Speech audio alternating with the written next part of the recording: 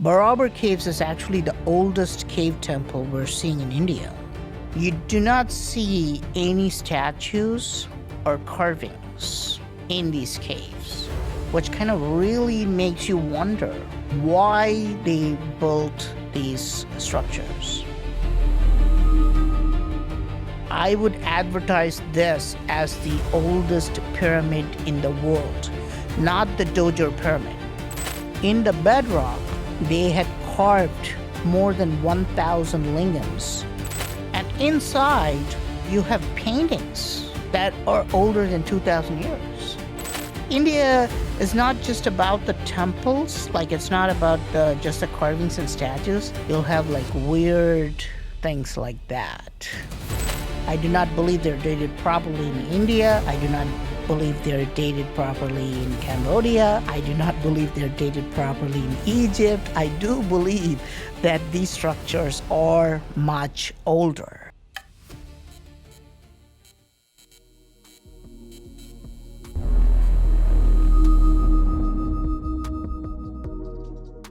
Well, good. So let's get into it, man. What have you been up to? What are we talking about today? What are the big topics today? Let's go and talk about the ancient temples of India. Yep. Especially places like Barabar Caves. I want to talk about like 3 or 4 very ancient temples of India. One of them is Barabar Caves. This is in a remote part of India. It's actually pre-Christian, even by mainstream archaeological accounts. So it's on kind of it's even today, it's in a remote place. You know, it's not easily accessible. You have to kind of drive like an hour or 2 from the city, and then you go to a remote place, and it's almost like it's hidden. The caves are kind of hidden unless you know where to go. But you enter the caves, and the caves look fantastic. You can basically see your face, like your reflection on the wall. It's that shiny and polished. It is for the most part. Yeah, but the Barabar, yeah, it's like that. Yeah. So and the fun part is, you do not see any statues or carvings in these caves, which kind of really makes you wonder why they built these structures. Now, if you look at the mainstream archaeological account, is like these were built as rain shelters to protect people from the rain. Okay, so that's what the mainstream archaeologists... And where do they get that from? Where do they get that theory? It's from one of the inscriptions, actually. Okay. It's one of the So if you find the inscriptions on these things, in my opinion, these inscriptions were added later because it makes no sense, and even the inscriptions say these caves were given by a king, not created. So these caves were given to monks by a king. So, and the king takes no ownership of, creating these caves. But, I mean, if you think about it, right, so if you have a nice place like this, you're not going to use it as a rain shelter. You used it as a studio, right? So if you had that much polishing, you needed it for something. You needed that much polishing for something. And we're not able to put this on any particular religion. There are no Hindu, Buddhist, or Jain carvings there. People think this belongs to a religion called Ajivika. Nobody's, I'm sure you haven't even heard of this religion because it's kind of an extinct religion today. Nobody, claims to be an Ajivika. And there are no, literally I've been there multiple times. We are taking people there because we're doing a tour in September. We're taking them to Barabar Caves. Is it north, south? Where is it in India? It's northeast almost. Okay. Yeah, it's in the state of Bihar. It is near the place where Lord Buddha got his enlightenment. Right. It's near that place, and when we go there, it has a lot of very, very interesting details, Matt. So, for example, the acoustics are insane. So if you and I were talking like this inside the cave, we cannot understand each other because it kind of like it sounds like this. You can only read my lips and understand what it is, or you have to you have to be like, you have to ask me multiple times, right? Because it does something with the sound. It's like crazy echoes off all the walls, I guess. I guess so. It's just reverberating so much. You Right. can't even. We're not able to like listen to one another. Like we, literally, my crew would be like, "Okay, can you repeat that?" I would not understand. I'd be like, "Huh? What are you saying?" And they have to do that multiple times, and they have to come closer and tell me, because It doesn't matter which cave you're in; they all do in that. most of them. Okay. There are about 7 caves there. They're called the Barabar Caves. Some of them are called Naga Juni Caves. Again, we go to that Naga, the reptile-like, thing. But these caves have very special acoustics. And in one of the caves, and I hope I can post it soon on my YouTube. But I've been traveling all over the world, actually. You know this. I've just been in the UK. Now I'm here. In a week, I have to go somewhere else. So, but I hope I can post that video, because if you walk into the caves, obviously your footsteps are kind of amplified. You'll be like boom, boom, boom, right? So you're just walking normally. Instead of like thud, thud, it'll be like boom, boom. But in one particular place, I was just stepping on that place, and it was like a thunder crack. We literally thought there was like a thunder crack outside. It was like boom. It was like an explosion there. And all it did was just hit. I was just stomping on that place lightly. So I do this demonstration. I'll post it on my channel soon, now that I've said it. But you can go there and find out for yourself. You know, if you just maybe like touch it with your palm, or like hit it with your shoes, it'll sound like a thunder crack. You know, Which cave was that? this is in Barabar Cave 2. I Okay. think. I wonder Yeah. if we can pull that up and take a look at it, and you can even show. I don't know if anybody has done it, but Yeah. but I can post that demo. I may have found it myself, but So they all have different shapes, right? yes. And has there been any kind of study into why? What's the reasoning behind? Is it like for acoustical purposes, or what? Why do they have these different shapes?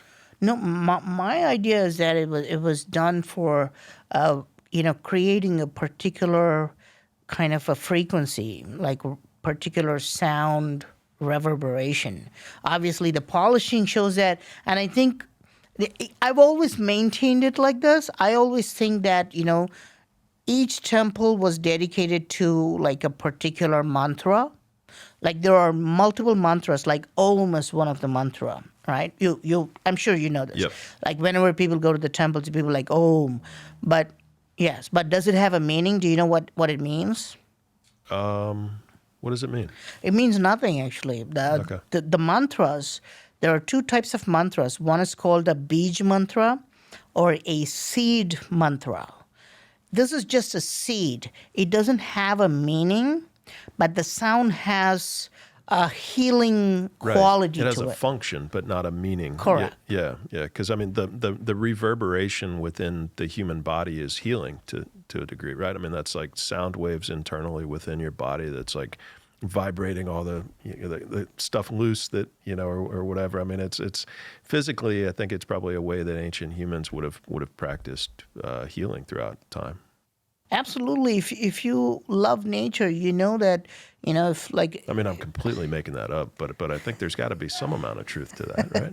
I would say it's completely true, but it's just not proven yet, right? I mean, we understand this intuitively, right? So if you walk outside in the nature, you hear like a bird call, and it doesn't have any meaning, right? The bird is probably calling for its mate, but it heals you.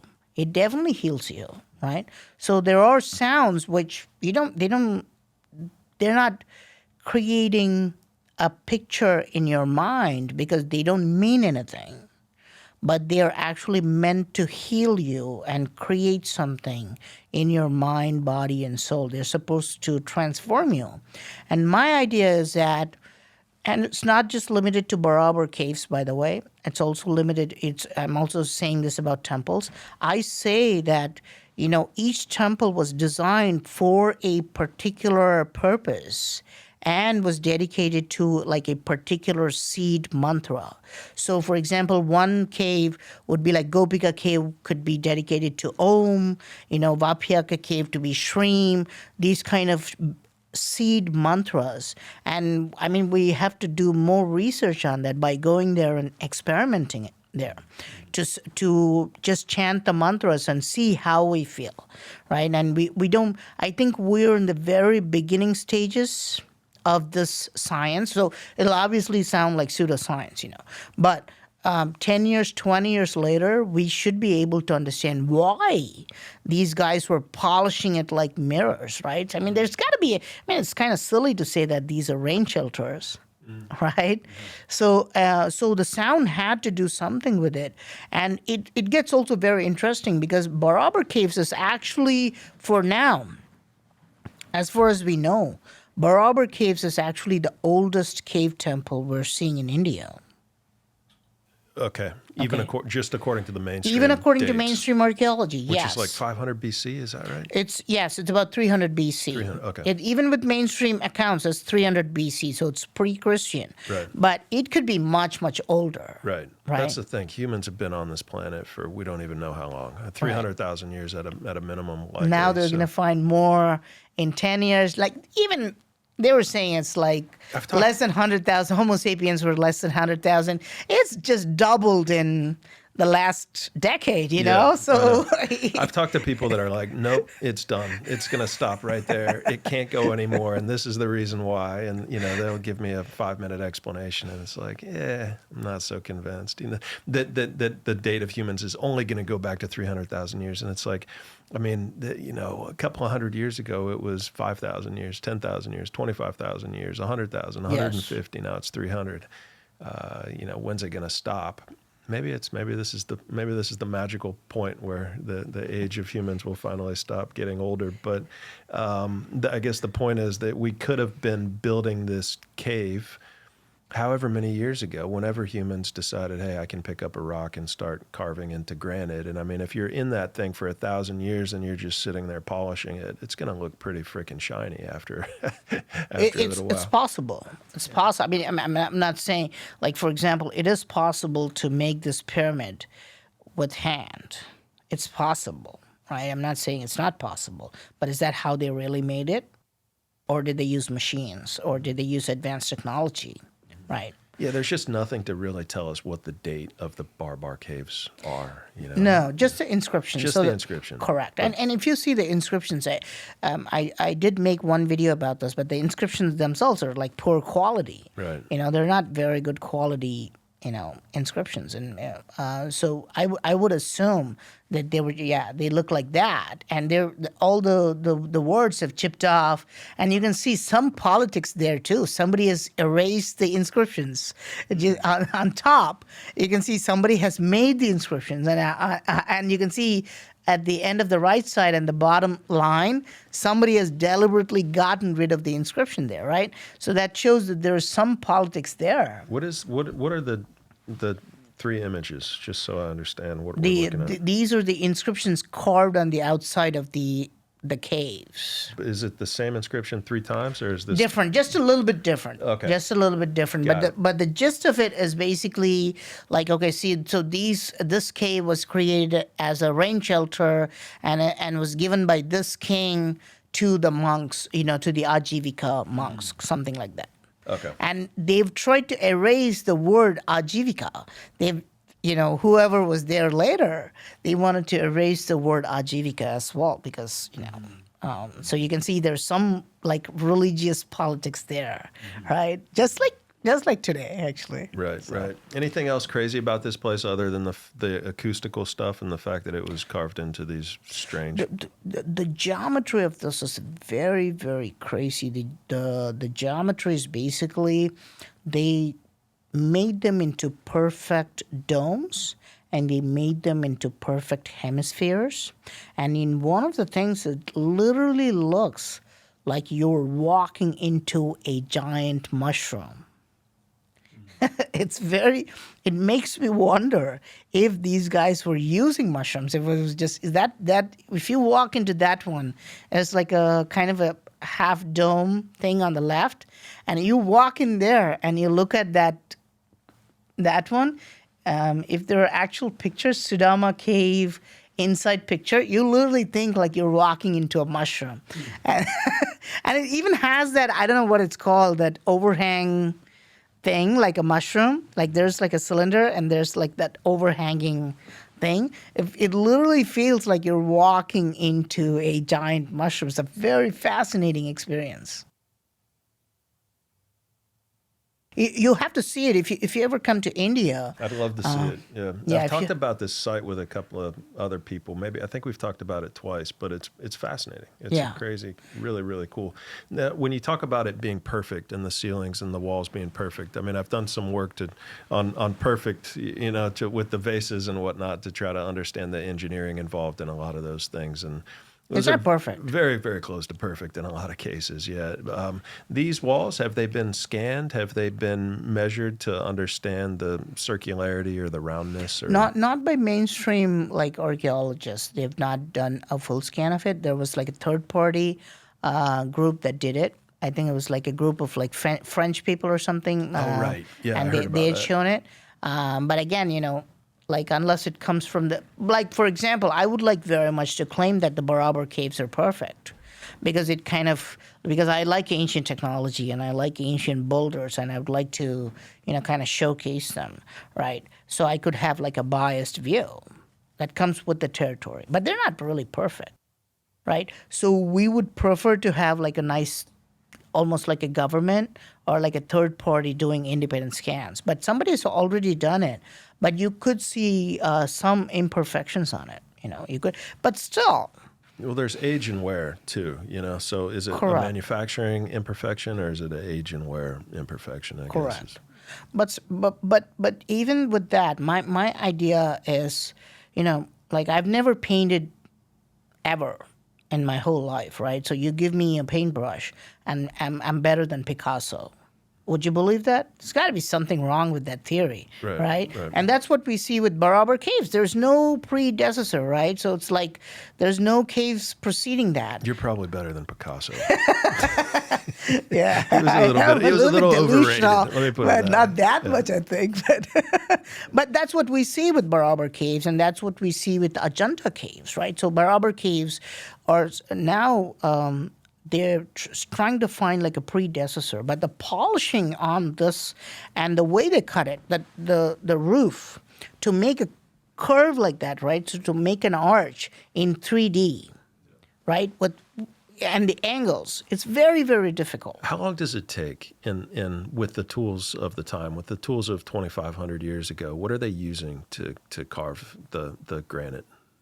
Iron chisels and hammers. Iron chisels. They had iron in India. Yep. Okay, so they had iron chisels and hammers that they were going at. Crowbar. Yeah. Pickaxe. Have they done any work to figure out how many years or whatever it would have taken? No. They won't go that route. Yeah. It'll be very difficult for them. They probably say it's about 15 years. Yeah. But because you just increase the number of people working on it. Correct. So they'd be like, infinity. But they were like, they used 1 million slaves to do it, Right. Yeah. Right. So yeah, I guess there's nothing there. That's why it's kind of frustrating to not to talk about or explore these places because they're fascinating, but just the mysteries. It's like the vases. There's so many things that you'll never know about each individual one. That there's a lot of mystery that's always going to be there, I guess. Yeah, I love the vases, man. I mean, I love the, I made a video and a lot of people loved it. Hopefully I sent you some followers from my videos to you. Yeah. I love the Egyptian vases. And of course, I mean, again, we go back to this idea of like, but somebody will be like, there'll be two guys rotating like a stone tool and they'll show you how to make a vase, and they'll be like, Matt Bell debunked, blah, blah, blah. But that just proves that it could be done that way. right? But it doesn't prove that it was done that way, right? So we literally saying we don't know, and then we also have to wonder why. Why go through that trouble? Why do you have to make the vase so perfect, right? It's not for like drinking alcohol. I mean, it's got to have some other purpose, right? And same thing with the Barabar Caves. The mainstream kind of gets irritated when we say that. But why, like, would you make like glass-like finish in a kind of a remote, hilltop, right, with insane acoustics for what? And they got like, I mean, they can't even say it's for a religion because there are no statues or anything like that there. Like they just have like a stone bed kind of a place, almost hints like somebody was sleeping there or somebody was meditating there or something like that. But very, very unusual place. So where were the people living 2,500 years ago in relation to the Barabar Caves? Were they all around it? Were they next to it? Was it down the street? What was the living situation like back? I just want to understand how realistic it is to think that this was built as a rain shelter for 100 random people. What was life like? Where were the people? Where was town? Where was how is it? And why were they trying to protect however many people could fit into these caves? I don't know. 700 people. Maybe you could fit 100 people if you just crammed them. You could fit 100 people in one almost most of the caves. Yeah, yes. Yeah. So you got maybe you're protecting. If it's raining and if they have to do that, yeah, they could. And why are they protecting themselves from the rain? What's wrong with the rain? Why is water something to? I don't know. I don't know. See, but this is a very good question. I love this line of questioning because again, Barabar Caves is on a hilltop, right? But 2,500 years ago, India was actually like very well populated. They had villages and even cities all over the places, right? And the civilization was it was a little bit advanced, just from what we hear from history, like history books. People had all sorts of things, and there was so much gold and things like that. So it was not like people were mostly living in caves or something like that, right? So there was like a nice civilization in India. It was kind of a rich, wealthy. Yeah. It was kind of wealthy place actually, but then you always find these kind of remote caves that almost people don't like. It's almost intentionally isolated. They wanted to kind of create a remote, isolated set of caves for a particular purpose. They almost want people to stay out of it. They did not want people coming there. Okay, same thing with Ajanta Caves as well.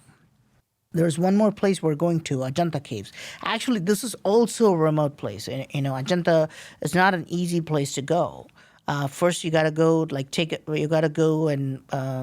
the ground level, and then you have to take a bus, and then from the bus you have to park the bus and then walk uphill for maybe 15, 20 minutes. Even today, this is the situation. Barabar Caves is like this too. So imagine 2,000 years ago. That's the Ajanta Caves. It's a set of about 30 caves, but these caves are also pre-Christian. There's nothing there. It's again on a almost like a hilltop. These caves are pre-Christian. They're more than 2,000 years old, and this is dedicated to Buddhism. These are not Hindu caves. These are Buddhist caves. We've been getting a lot of requests because there's a lot of Buddhists from Taiwan, China, Thailand. These Buddhists want to come and I take them to the Ajanta Caves. And these are kind of there's nothing there. Literally, you have to, they're all caves, by the way. And inside, you have paintings that are older than 2,000 years. You have not only statues, you still have remnants of paint. Wow. Like on the walls? On the walls, on the statues. Like usually you tend to think, okay, this is just a statue. But once upon a time, they had painted the statues. So you can still see traces of like that. Wow. Like that. Again, we go to that sound. You see that on top, there's like a mandala. Yeah. Like on top, you see that circular pattern. Like if you make a sound, it visually comes to this. Like if you make a sound, you can visually see it as a circular pattern. This is called cymatics. And again, we go back to that sound. And inside you can see Lord Buddha. It's a giant statue, man, by the way. You go there, you're not even, like you won't even able to touch his palm. You know, it's a giant building basically. So, and you can see these are all more than 2,000 years, and they talk about a variety of things. They talk about Buddha, they talk about Nagas. Again, the Nagas just come right back into the paintings. You know, the Nagas, the snake gods or the reptiles. They're not only just limited to Hinduism. They're also about Buddhism, because on top the Buddha will have like a giant Naga protecting him. There. So were these, then the date that these were built according to mainstream is what? Just 100 years later than the Barabar Caves. Okay. So just like 50 or 100 years right there. They're both around the same time, both pre-Christian. Barabar Caves just barely predates the Ajanta Caves. and geographically, how far apart are they? They're in completely different like places. Like this one, Barabar Caves is on like east, and Ajanta Caves is in the west. Okay. So same civilization? No. No, different civilization. Correct. Okay. So what were the people here called? Now, well, I mean, lots of different things, you know. They call them all kinds of different names, you know, Chalukyas, Rashtrakutas. By their enemies. What were they? No, but again, the Barabar Caves, they go to that Maurya Empire. Barabar. This is all just the mainstream theories. And right next to the Ajanta Caves, you have Ellora Caves, right, where the Mount Kailasa temple is there. That is completely attributed to a different dynasty, like Krishna dynasty. So, like, and this is the mystery of this, because even though they're like all around the same time, they're kind of separated in different places. You know, archaeologists and historians think they were completely built by completely different, you know, kings.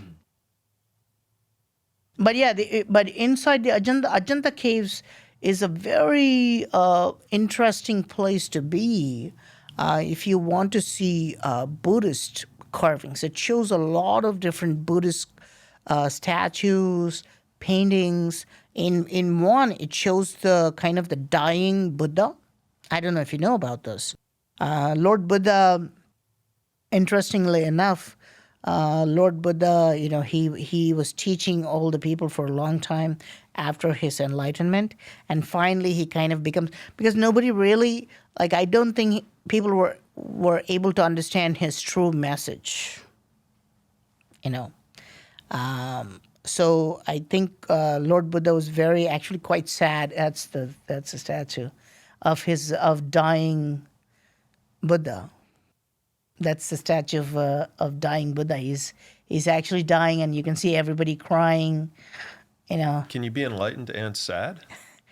That's exactly why Lord Buddha is just probably not looking that sad, Yeah. but the people beneath, they're crying, and he's probably sad that they couldn't get enlightened. I guess, right? I don't know. This is a tricky question, right? Yeah. So if Lord Buddha was enlightened, would he feel pain if I put a nail to his palm, right? Would he feel it? He would feel a sensation.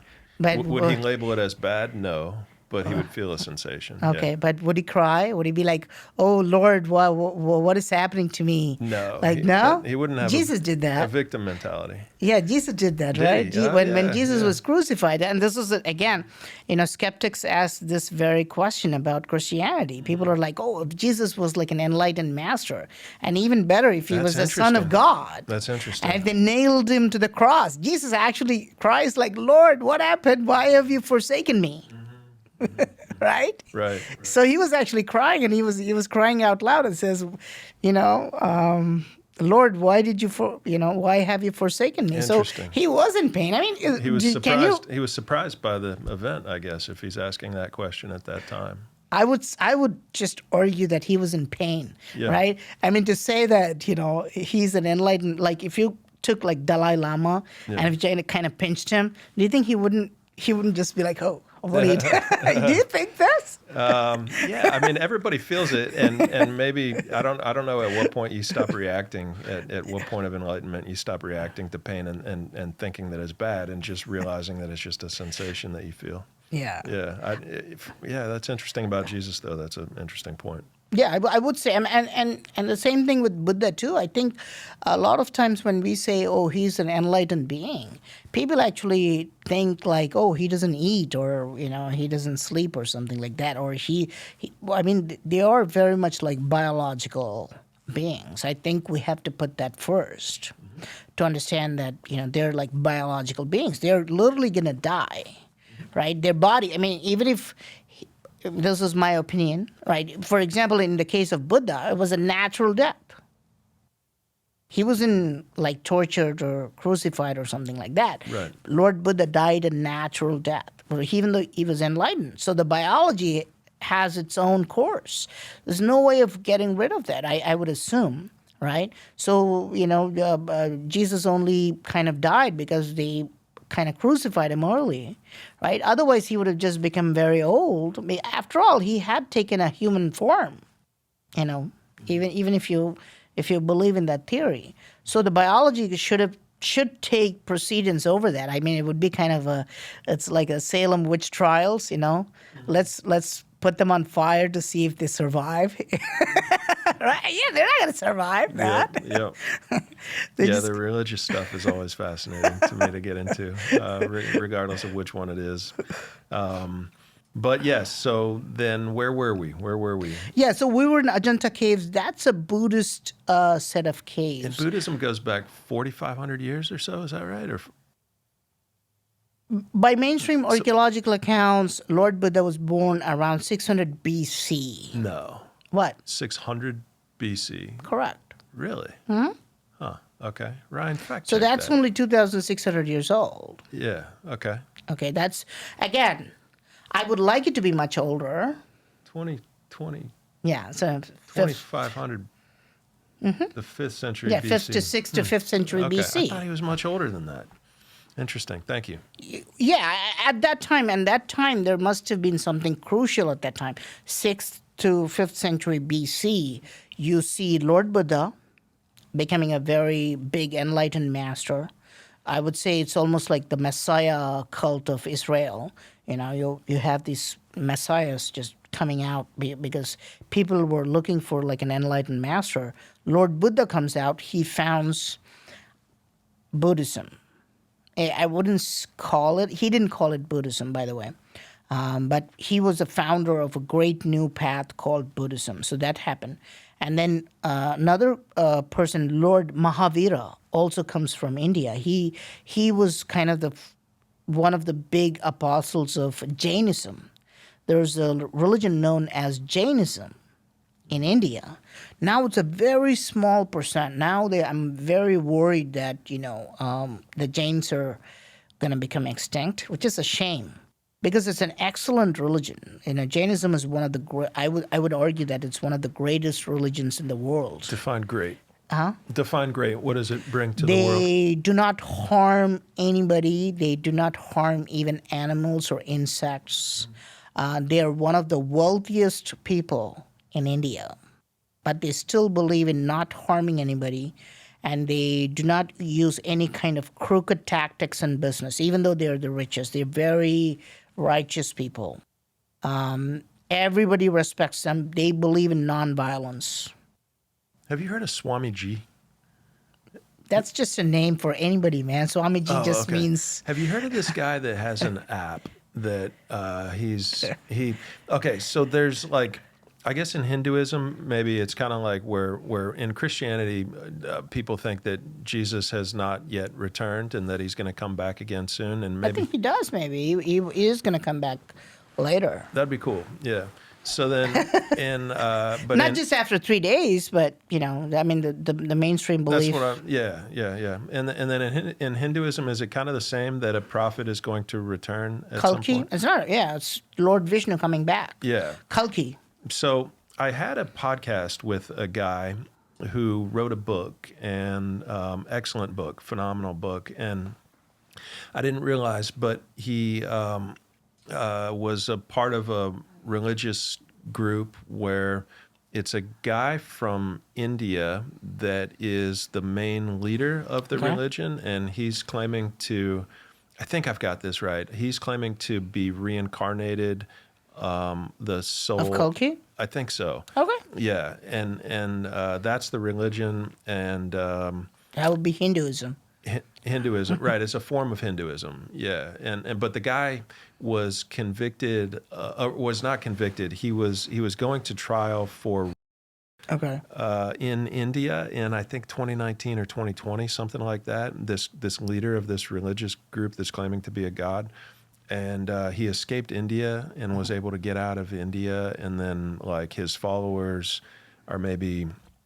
He founded another country? Yes, he founded another. Nityananda, Yeah. That's what it was. Are you familiar with this at all? I know him, yeah. I know. Yeah. I mean, I don't know him personally. Okay. But I know him. Okay. But there's a lot of like religious persecution in India. I mean, I hear that. Yeah, I hear like that. Like if you're, I mean, it's happening everywhere, I think too. Right. But in India, it's somewhat like it's openly happening. Like all the people who become like religious gurus, or if they have anything like to do with it. Like even sometimes I get attacked a lot because I'm showing Hindu temples. But in India, it's all tied into politics. So they think I'm against Buddhism or, Christianity or Jainism, but I'm not. I'm not. So they kind of, but they've tied everything into politics. So they basically trying to, bait somebody and then foist cases like legal trouble for them. And they put so many people in prison. Yeah. They put so many like religious gurus in prison, and he was lucky that he got out. Right. And he kind of created his own. It's almost like he says he has his own country, which is a very fascinating thing. He was one of the very big religious leaders of India, not only in India, around the world too. He was a great religious leader, Nityananda, Swami Nityananda. And people call him Swamiji. How old is he? I'm not sure. Okay. I'm not sure, but I would guess he's around 50. Okay. Or maybe 55 or 60, something like that. Okay. But he, again, the legal trouble they gave him was like insane. Like they were just putting a lot of pressure on him. Even now, you can see that even if you're a Hindu guru in India today, they'll find a way to like foist like legal cases. They'd probably try for me too. So you think they're just making up? He's 48 years old. Yeah. You think they're making up stuff? So I'll tell you what happened. Right Yeah. in India. So Swami Nityananda, they had put a spy cam in his room, in his bedroom. Wow. And they caught him with another lady, what they were doing. But whatever they were doing was their business, Yeah. So she didn't accuse him of. She did not. No, Oh, okay. she did not. I thought they were. But the spy cam news got out, and they were publishing it on like left and right, And we always joke about this. Like in the U.S., we joke about this. In the U.S., the guy with the spy cam would go to jail. Right. Unless it's the government. Yeah. Right. So we joke about this because in the U.S., the guy with the spy cam would go to jail. Yeah, Why yeah. would you put a spy cam in his bedroom? Right. You can't put a spy cam in anybody's bedroom for that matter. you It can't would do be that. crazy. Right. So you're gonna find crazy things. And but Although this I have is India. a Samsung TV in my bedroom, I'm pretty sure there's a spy cam in that. Well, so, they're yeah. listening to you anyway with the phone and Right, with the right. cameras and things like that. But in India, it's somewhat they've made it obvious that if you're going to support Hinduism, you're going to get trouble. But that's kind of lame. That's kind of lame because you should feel free to support anything. If you want to support Christianity or if you want to support Buddhism, you should feel free to support. You should have freedom of religion, basically, like life. the U.S. Yeah. There should be no problem with that. But yeah, I didn't know that you know a guy like that. But yeah, he's got a lot of social stigma in India. Yeah, for sure. Swami Nityananda, they foisted so many cases on him. And now I suspect that in countries like Thailand, for example, the Buddhist monks got a lot of, there was a big scandal that broke out about the Buddhist monks in Thailand. Apparently there was just one lady who was with many of the Buddhist monks.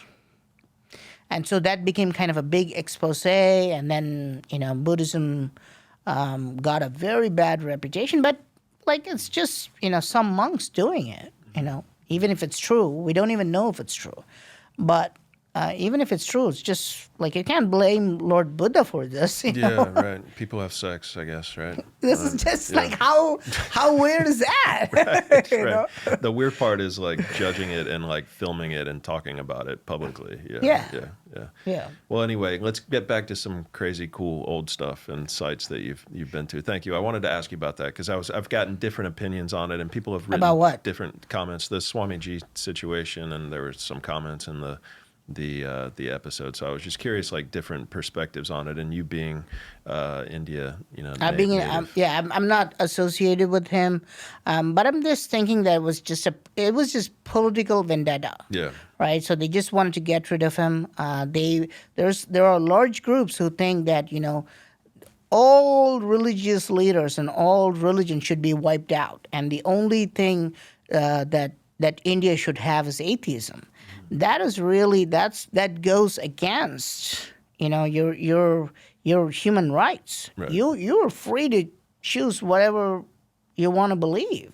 If you believe in atheism, that's fine too. Yeah. Or if you believe in Hinduism, Islam, Christianity, whatever it is, that's completely your opinion, and you should be entitled to it. So studying all these temples and whatnot is kind of your thing. That's your big number one thing. But religion kind of comes into that, I guess, because these are mostly religious temples for the most part, right? Are these primarily Hindu temples with Buddhist temples mixed in, or vice versa? Or what is the kind of ratio of religion as it relates to the temples that you study? I would argue that maybe 80% of what I do is Hindu temples. Okay. The rest of them, about 20%, they would be Buddhism, Jainism, sometimes completely different things like Stonehenge. Right. It would be completely different. Right. Cambodia. Cambodia is mostly you have Buddhist temples, and some of it is now kind of converted into Buddhist temples.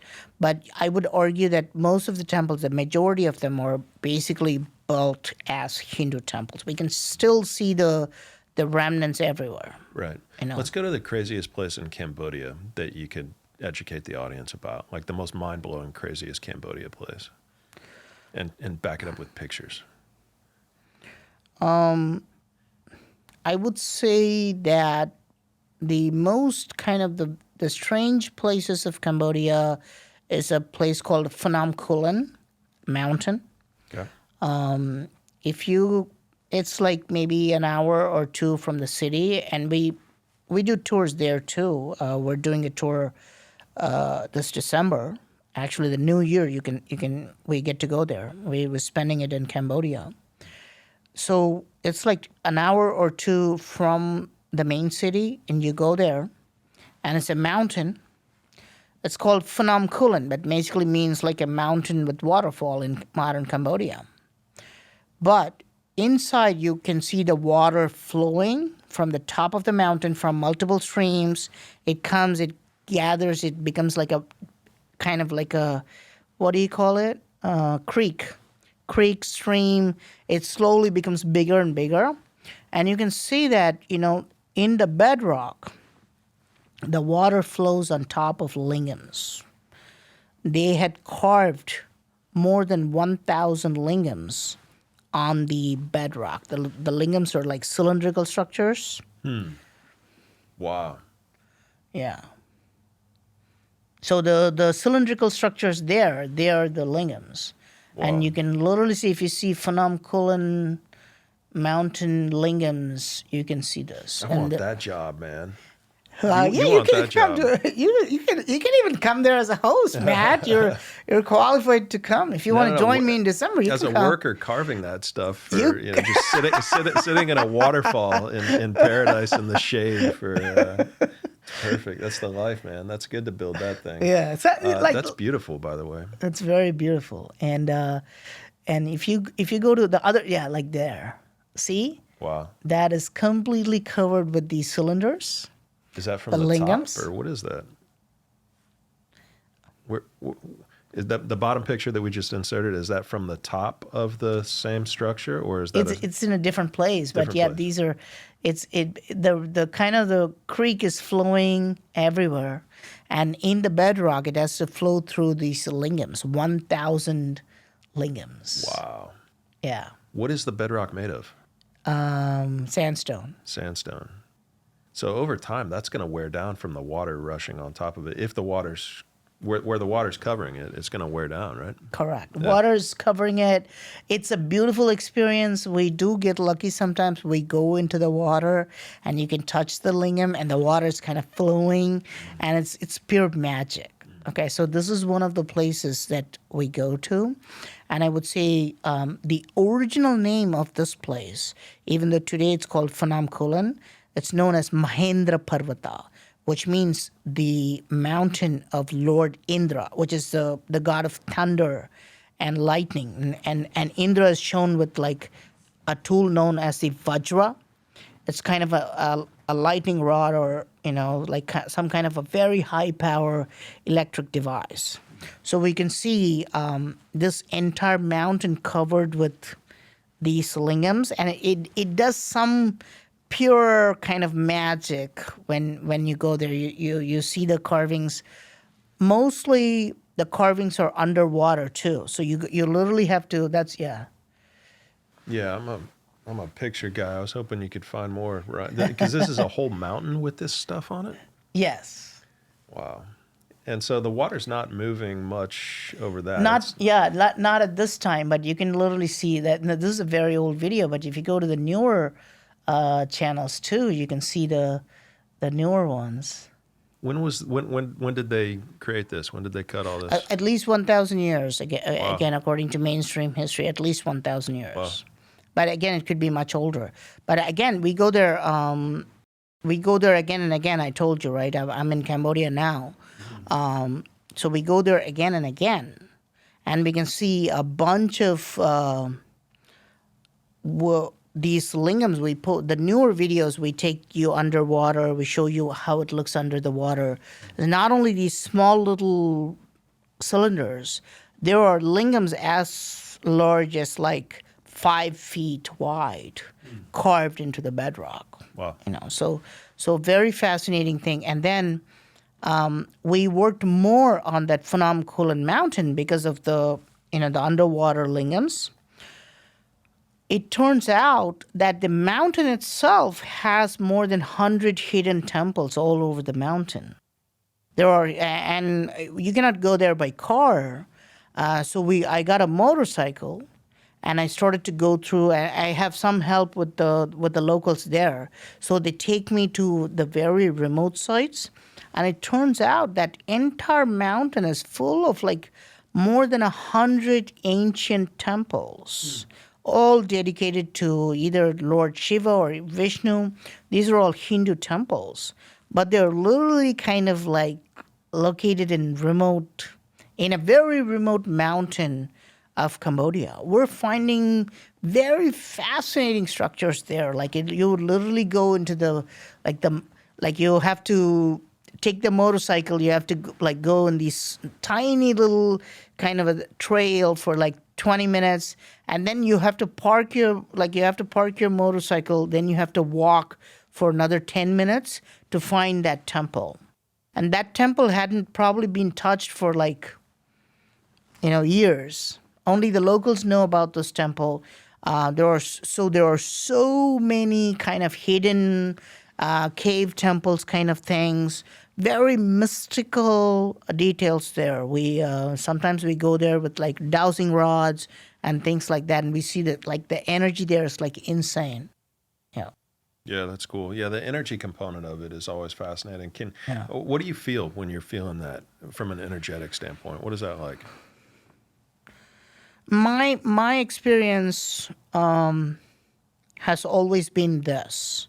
It just kind of clears all the junk out. It feels like you threw all the trash out of your house.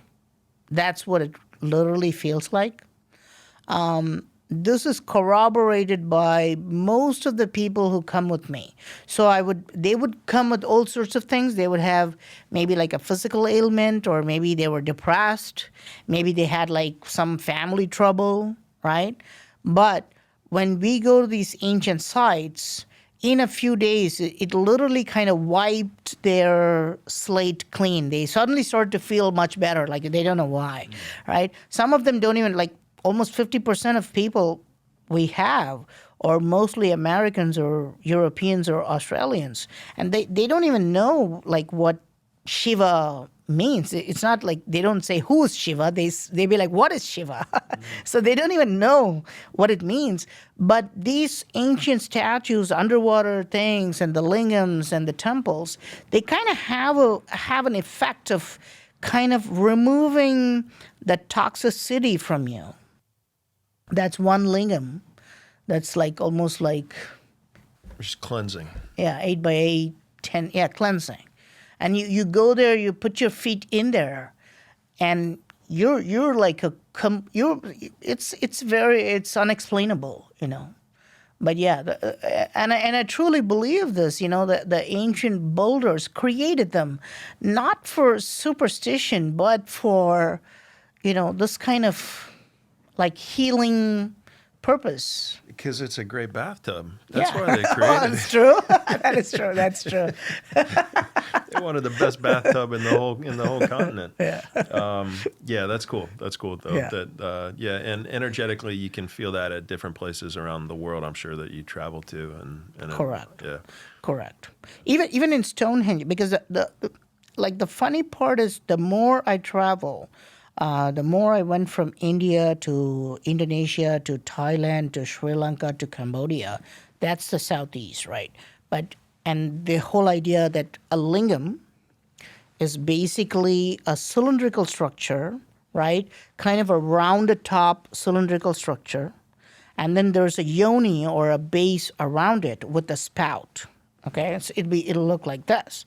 Now, obviously, mostly the Western archaeologists, they're all about the lingam as a phallic symbol. It's a male part, and the yoni is the female part, right? But we can see the symbolism again and again, even as far as the Stonehenge. Even in the Stonehenge, there's one giant cylinder at the outside of the Stonehenge. It's called the heel stone, like it's called Heel stone. Right? But I'm thinking it's like the heel, like Heal, healing stone kind of thing. And on one day, on summer solstice, when the sun rises, the very first shadow created by the lingam, that's the one. It's actually outside the Stonehenge. And on one particular day, the shadow from this lingam, if I may call it a lingam, the shadow from this lingam literally goes into the yoni or the circle. It goes into the circle and hits the center of the circle, very much like how we see the lingam and the yoni. So we can see the same kind of symbolism, even as far as the UK. I mean, you can imagine that, India is in Asia, and then the UK is like almost all the way over there in Europe. So we can see the same thing, and we can see the similar things in Cambodia, same, right? And it gets more interesting, right? So if you see Baba Atomic Research Center, right? So if Ryan can Google BABA Atomic Research, and if you see that, if you look at the pictures, that's a nuclear power plant. But again, you can see that looks exactly a cylinder with a yoni. Like literally just people when people pass by, they literally say this is a lingam. Right, right. Okay, so you can see Or kind of the inside of Barabar Caves, potentially. inside too. of Barabar Caves too. Yes, yes. Yeah. So, I mean, your job's interesting because you're traveling across the world. You're going to these incredible places. You're exploring all of these incredible ancient temples and sites, and there's a lot of mystery surrounding a lot of them. Either way, if the mainstream has everything right about everything, it's still incredible. There's still incredible sites to be able to go to and visit and talk about and teach people about and educate people about. But then kind of underlying your work is your theory that these things are much older than the mainstream thinks that they are. And Yes. So that's kind of maybe the more controversial part of your work is just that thought or belief. Can I call it a belief? Do you think that it's? Yes, it is. I would say yes. Yeah. And so when do It you will be think? a belief for some time. Yeah. Yeah. When do you think these structures were made and by whom? I'm curious if you think that they all kind of go back to the same time period, and if so, when is that, and who's the creator? Okay, so good question there. So now I want to say that it's a very good question, right? So there are two parts that make me very controversial, right? So there's one part because I believe in the ancient astronaut theory. So I believe that the gods literally came down from the sky. I don't think that's a myth, right? So when we say, okay, so this Lord came down from, like for Mahendra Parvata, it's the mountain of Lord Indra. So my theory is that the Lord Indra literally came down from the sky at a certain point in time. It could have been 10,000 years ago. It could have been 15,000 years ago. It could have even been like 100,000 years ago. So this part makes me very controversial. But this is not just what I say. This is what the ancient Indian texts say. Which ancient Indian text? Almost all the ancient Indian texts say this with no apology. And again, that's what I do too. I don't apologize for this. Yes, I believe in multiple gods. I am polytheistic as a Hindu. I'm not going to whitewash that. I'm not afraid of it. I'm not apologizing about it. I'm very proud to say that, yes, I believe in multiple gods who came down from the sky. There's no problem with this. And if you read any ancient Indian text, this repeats again and again. So if you see the Vedas, so the Vedas are called Aparusheya because what does the word Aparusheya mean? It means it's not created by humans. You understand? So again, the texts repeatedly say, if you read the book of Shiva Purana, okay? This is an ancient text about Lord Shiva. It clearly says Lord Shiva came from another planet called Shiva Loka. If you read Vishnu Purana, again, this is a... Which we still have up there on our I do wall. have that, yeah. I gave you the statue of Lord Shiva, Yeah, yes. yeah. I have another one, man. I think this time I'm giving you Oh, Buddha. okay, Yeah. okay. Yeah. So yeah, if you look at the ancient text of Vishnu Loka, again, it clearly says that, Lord Vishnu is in another planet and he comes, to planet Earth. This is not, and today, because of globalization in India, because people are being pushed towards monotheism, right? This is like wearing pants. People in India, if they wear traditional clothes, people are being looked down upon, literally. But that's nonsense. You're free to wear whatever you want. Even I could wear traditional clothes and walk around. There's nothing wrong with that. It's up to you. What you wear is your own belief. It's just judgment. Yeah, and then it's basically like saying, like, you can't, like, if a woman goes to Afghanistan, like, people kind of look down upon her if she's wearing like Western clothes. No, like she should have the freedom to do whatever she wants, Yeah, right? yeah. So the same thing with the religion. But because of globalization, people actually think like, even the Hindus now, they're thinking like, no, we believe that there's one God. These are all various forms of the God. But no, the ancient texts are very clear in clearly stating that we have multiple gods, and most of these gods come down from the sky. Now, this is very, very similar. So within the Hindu faith, everyone agrees that that's what the texts say, but only a subset take it literal, I guess, right? To literal, did I even say that word correctly? To the gods coming down from heaven, I guess, right? Do I have that right? The texts clearly say this. The texts are clearly going to say this right now. What do, like the modern people, a lot of people who feel very shy to tell you this, what do? They kind of beat around the bush and say, no, maybe that's not what they meant. Maybe that's not what the text meant. Mm-hmm. Maybe the text meant like he was in a mystical body, and maybe the word did not mean a planet. Maybe that means another dimension. Maybe it doesn't mean like, okay, there was this God and that God. Maybe it was all just one God, but they were taking multiple forms. So they kind of find a way to apologize for it, to see that like it's all just one God, because there is a massive push from, like, I don't know if you know this, because Hinduism is basically the only religion left alive with kind of a polytheistic concept. I don't know if you know that. Like you can take all the big religions of the world, right? So we got Christianity, that's number one. Islam, that's number two. Hinduism is number three. And then they got Buddhism, and then other religions kind of there, right? Even including Jainism or Taoism and all that stuff. But actually, Hinduism is the only religion that's actually very polytheistic.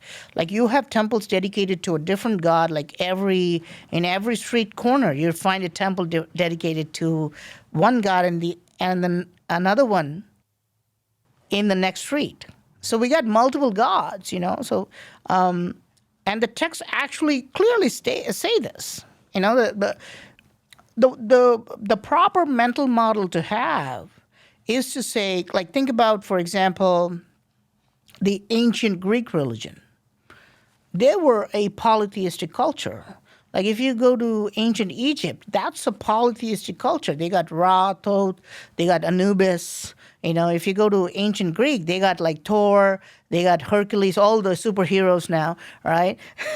But in India, we still got the same gods. The only thing is we still worship them.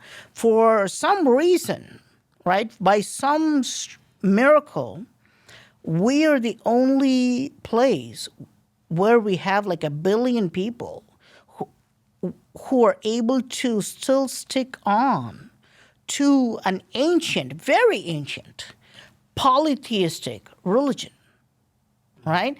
But the world is not really happy with that. Like the entire world is kind of very upset about this. What are these group of pagans doing this? You can do whatever you want. You can believe in whatever you want in India too. So they're very upset with that because they would like to kind of impose on us. No, there is one God, and like, yeah, if there's one God, like, why, which is the right one, First settle amongst yourself and then come to us, right? But yeah, we got this massive push. But so when I come out and say it, I will get a lot of flack for this, right? Because I believe I literally am coming out and saying, no, Hinduism is a very kind of a polytheistic religion, right? Which believes in multiple gods. I will worship multiple gods. I will do certain rituals for certain gods on certain days. I will do this. I'm unapologetic about it, right? I'm very proud of it, actually. So this is what makes me so controversial. I do get a lot of support from people who actually read ancient Indian texts. Yeah. Okay, so the reason why I do get a lot of support, as even more than people who criticize me, is because I'm getting support from people who are actually reading the ancient Hindu text because they know it's true.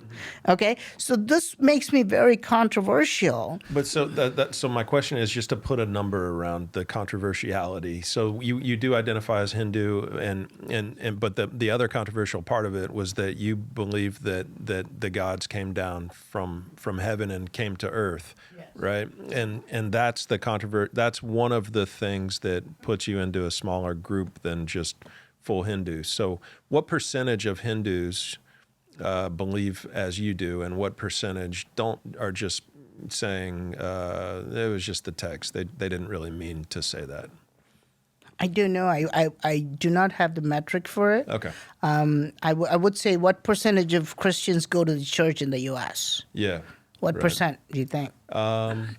Very few. Probably very few. You know, a lot go on Easter or whatever. Yeah. You know? And a lot of people have left Christianity, but the church doesn't allow them to take their name off of the list. Mm-hmm. So the church still counts their number as a Christian. So it might be why Christianity is holding their numbers up so high, because if people want to leave, they don't let them leave. You know, probably true of many religions, man. Right? Even Hinduism. That was my experience anyway. Yeah, even Hinduism too. I would say there's a lot of people who just. I would say a lot of people very much like the U.S. Okay, very much like the U.S. So I've gone to a lot of churches in the U.S. Right, and the fun ones, because they give you free buffet for breakfast on Sundays. But mostly they're kind of empty, right? So the same thing with India too. So now most people don't have a need to go to the temples, right? So you have to kind of get bruised and battered in life to, again, go back to the gods. Actually, literally, that's what happens. So when you're younger, you're happier. When you're in a good place, you don't need a god or gods. You don't need that, actually. So most people tend to be atheists or agnostics when they're younger. Only when they believe in science, which is hilarious to say. You know, they're supposed to understand the science, but they believe in science as a kind of a prosthetic leg, right?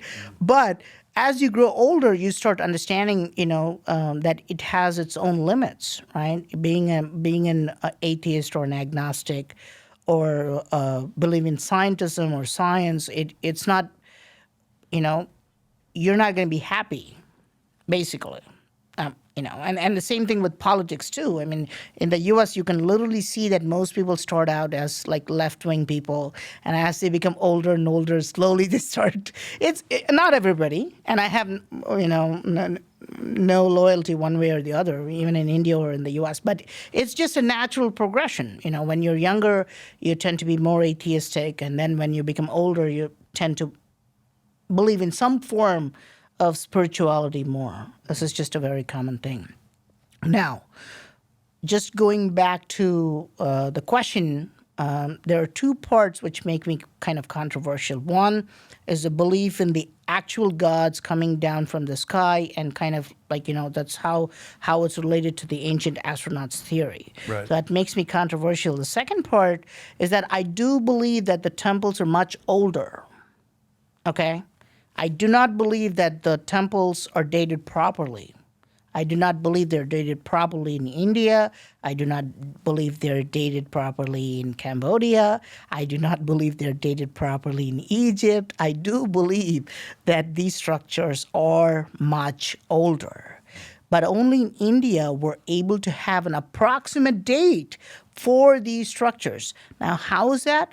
Because before the Europeans came and they kind of founded the Archaeological Survey of India, Indians had their own version of history.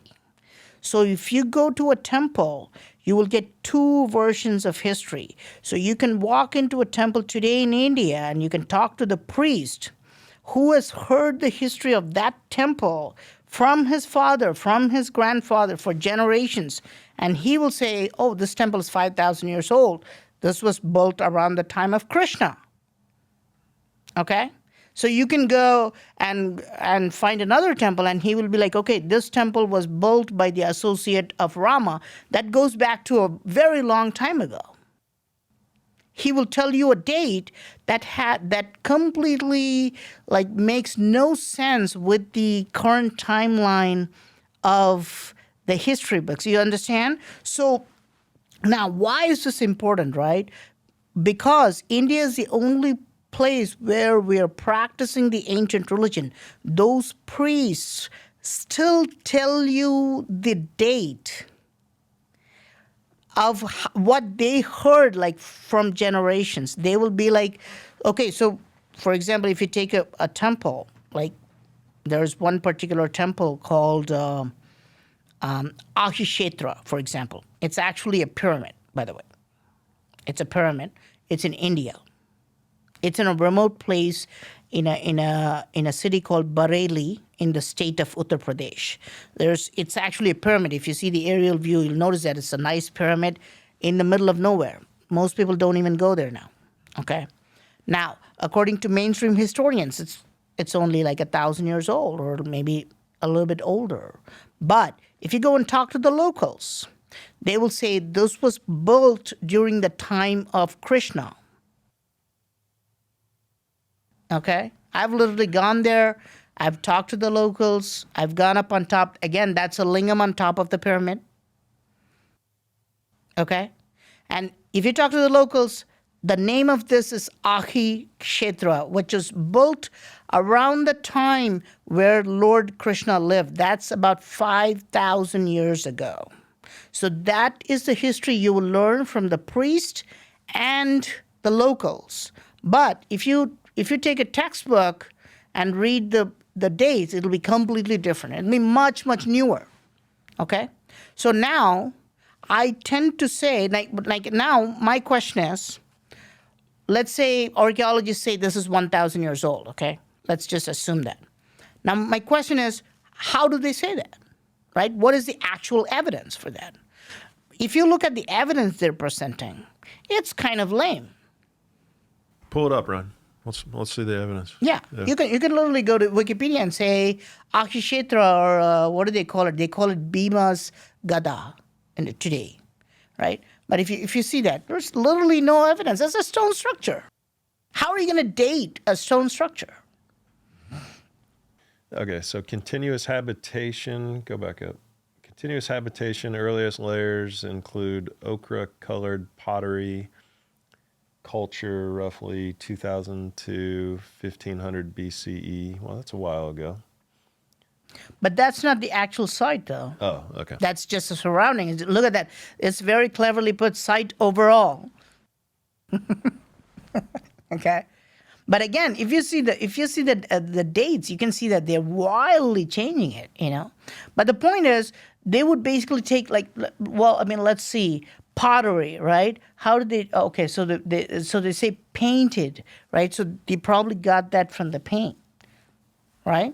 Yeah, anybody could have painted it in that time period. Correct. Yeah. So, but I mean, I'm not saying it's an easy job to be an archaeologist. It's one of the hardest ones ever, right? Yeah. Because I mean, you can't date the stone.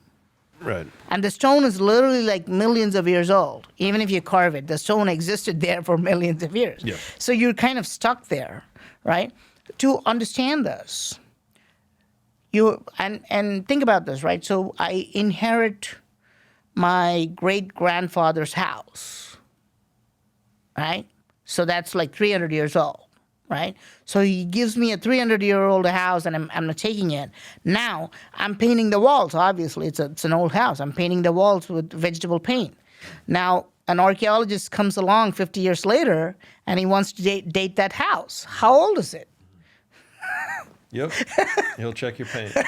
That's how scientific is that? So what is this place all about? What are the coolest features of this? It's just a kind of a giant pyramid, and on top of it, there's a lingam. There's a stone lingam. Again, like most of the temples, it's a mystery why they needed to build a pyramid there and put it in the middle of nowhere. Again, this goes back to the Nagas, the Ahishetra. It ties it back to the Nagas. And this is all related to the ancient text of Mahabharata, which talks about Lord Krishna and, the Pandavas and all those places. That's me, by the way. See, that's how I used to look. And yeah, my mic stopped working there. But that's a lingam. That's a giant lingam there on top of it. And you can see around, there's nothing. There's farmland. Right. There's no houses or anything like that. It's just, and most people don't. And I believe that a major part of the pyramid is also kind of underground. It's buried underground too. But again, it's not a traditional temple, but it could be much. I believe that this, to be honest with you, I would say if I were running the archaeology department in India, right? If I'm running the Archaeological Survey of India, I would advertise this as the oldest pyramid in the world, not the Dojo pyramid, right? That's only 4,500 years old. But this is actually 5,000 years old. It's a great way to market that place, but I don't think that they would do it, because it's going to come off as like, pseudo-archaeology, basically. So they dated to, like, what we saw is, like, even the whole area, they probably dated to, like 500 BC or something like that. Right. That's only 2,500 years old. But my timeline is literally double that site. So I believe that, so when you ask a question like that, if you ask a question about, for example, Egyptian pyramids, and if you're asking this question to, let's say, Graham Hancock or somebody like that, so they would say, no, we don't believe these are like 4,000 years old. We think these belong to kind of the younger Dryas period, let's say 15,000 years old or something like that. That's probably the answer you're getting, right? Just a wild assumption. If I'm wrong, I'm sorry. But I would say some of the experts are coming down and saying that, okay, we think these are older and they're going back to like 12,000 to 15,000 years around the younger Dryas, something like that. But in India, we have more evidence because this structure is 5,000 years old. There will be another temple that's attributed to another god, and that would go back 15,000 years. There would be another temple that goes back 25, so something like that.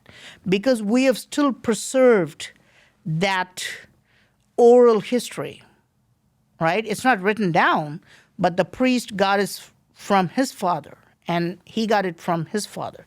So we have a variety of temples built in a variety of different timelines all over India and Southeast Asia. That's the answer that I was giving. But in my opinion, they all do not belong to one particular timeline, but most of them are older than what we read in history books. Yeah. Love it, man. Let's get a bite to eat. Let's come back. Let's finish it off super strong with a couple of more incredible sites. I want to dive into a couple more incredible sites. First off, we should say welcome back from lunch. And you gave me over the lunch break one of the coolest gifts that any guest has given to me. So thank you for that. I want to just have Ryan show a picture. This thing was handmade in India, and they're getting inside of this. Is made out of stone. We think marble or something like that. They're getting inside of the back of this elephant with some kind of a hand drill, and then they're carving another elephant within this elephant, and then within that elephant, there's potentially even something else that it's hard to even see. Yes. It's incredible, man. And people are just doing this on the streets of India. Correct. So if you go to, I got this from the ancient temples of Mamallapuram. So this is an ancient site in India, and even today, if you go there, you will find the sculptors who have lived there for centuries. And they claim they've carved some parts of Mamallapuram. And, I'm sure, you'll show the picture or video of the gift I gave you. Yeah. But it's like a stone elephant, and there are holes in the back of the elephant, and you can see inside that elephant. And inside the elephant, there's another tiny little elephant. And then that too has holes in the back, so there could be another elephant in there. And this is all handcrafted in India. Now, this is one of the reasons why archaeologists and historians actually say, no, all these temples were handcrafted, because they're very skilled in carving. The Indians are very, very skilled in carvings, and they do not go to like a school or college to learn. They just learn it from their dads, who learned it from their dads, and so on. So we have that generational father-son teaching technique. That's cool. And you can still see those sculptures. I got that from, just outside the temples of Mahabalipuram. And if you go to Mahabalipuram, and we do take people on to Mahabalipuram in our tour. Let's go there. You should come. You would love it. I mean on this show, but yeah, in person sometimes too. You would absolutely, and I'm sure everybody would, because they're carving some things like there would be a chain made of granite, like a chain with links. All these links are made of granite. You can see them. The older ones, even with like mainstream archaeological accounts. If Ryan can pull up the stone chains of Kanchipuram. I've seen this before. I didn't realize that this is from the same place that the elephant came yes, from. It belonged to the same ancient civilization. That's really cool. Yeah, Kanchipuram and Mahabalipuram, they belong to the same ancient Pallava civilization, basically. Yeah, and you can see like a stone chain made of, and it's funny because they're just hanging there. It's made of granite, one of the hardest rocks in the world. So what does the original rock look like? I mean, what are they, how do they do that exactly? What's the technique? Who knows? It's just, yeah.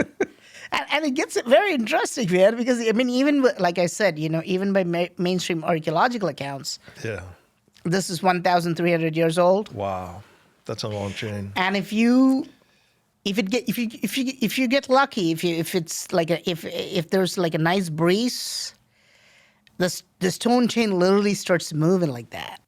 If there's it's like a nice windy day, literally the rock moves. I mean, you think, when you say, "You're my rock," right? It's like rocks don't move, but rocks move in India.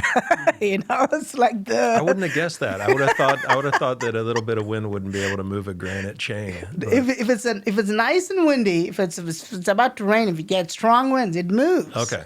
Gotcha. It moves. Okay. Yeah, if you're lucky, you can see. I've seen it. It's fantastic to see a rock move. That's really cool. Right? That's really cool. And many temples have moving parts. Do you know this? Like many temples of India have rotating, moving parts. They are hidden. They'll just look like a pillar, but they literally rotate. I've seen some of that for sure. You've talked about some of that stuff. Does this chain have a purpose, or like are they just doing it just to show that they can do it? Well, I mean, if you talk to some of the locals, I found these stone chains in Kanchipuram, in Hampi. In Hampi, when I spoke to some of the locals, they say at the very end you can see kind of a tiny little holder. You see at the bottom. There's like a tiny little holder, and once upon a time, they put a crystal lingam at like almost like half an inch, tiny little crystal lingam inside that holder. Now sometimes they call it like the Atma Lingam. I noticed that there was like a crystal Atma Lingam put in the holder at the bottom, and we don't know what purpose they could have served. I am a big believer in thinking that everything had a purpose. I mean, this is the logical way of thinking. I mean, I find it particularly demeaning to say that these things were just done, out of superstition, or people wanted to applaud for them, or ceremonial, religious reasons. That's the label they put on everything, and you can just dismiss it as whatever. Who knows? It's kind of like who knows, basically. When you say ceremonial, it's kind of like, hey, I don't really know. But I mean, yeah, the mainstream textbooks, but it's kind of like a really weird thing. And I mentioned this to people, if you walk into my house and I'm drilling a hole in the wall, you don't think I'm doing it for ceremonial purposes, right? You're thinking I'm going to like maybe hang up a picture or like mount a TV or something like that. It has to have a purpose, right? Our actions have purposes. But when it comes to all these kinds of like very interesting things, people just dismiss them as like, oh no, this is just artistic work, and yeah. I thought maybe they were hanging the thieves and the whatever from these things. Like, I doubt if they would hold the weight, but nevertheless, I find it very, very interesting that they could have these kind of stone chains, and they do a lot of like kind of this, like the stone chain. It kind of can you reach these? Can you pull up? If you climb up a little bit and reach, you can touch this chain, but nobody touches because it's kind of considered like a but it's been done in 2,000 years. I mean, somebody's held on to it. Some kid has jumped up there, or some adult. I'm sure. So I'm sure they got to be able to hold people, though. I would say, maybe. Yeah. I mean, if they've lasted this long, they got to be able to hold people. But that's freaking amazing. I just wonder, like, was the original block of stone itself, did it go all the way down to the floor, or was it shorter than the actual chain? Because depending on how they made it, you could see it going either way. I would say that chain on the left is kind of intact because it has the holder at the very bottom, and you can see the circular links at the top. Yeah. But at the bottom, you can see that that's a different piece. That's probably the bottom piece. And if you shine a flashlight in the bottom piece, it's like a holder. You can put something in there. Yeah. Yeah, I guess so. My comment or question or whatever it was about like the original, when they first cut and created this chain out of a block of stone, it would have been one block of stone that would have created this chain.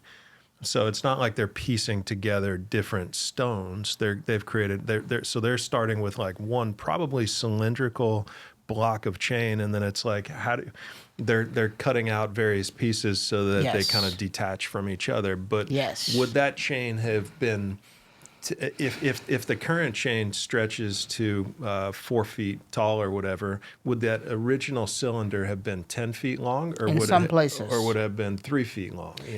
In some places it would have been a longer chain. And I'm sure in places like Humpy, you can see that they've completely removed the whole stone chains. They've damaged it, but perhaps even 10 feet, even 20 feet long stone chains at one point.